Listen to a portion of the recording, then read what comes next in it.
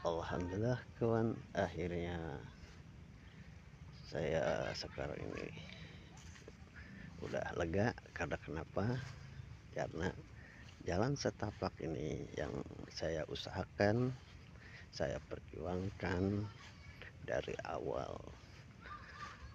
Pembagian hak waris yang saya utamakan itu adalah jalan.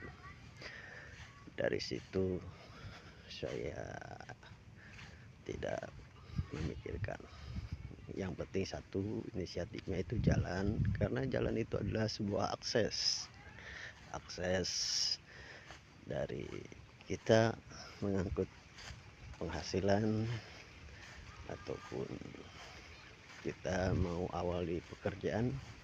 Itu yang diutamakan adalah akses dulu, supaya melancarkan apa yang kita dapat penghasilan ataupun hasil kita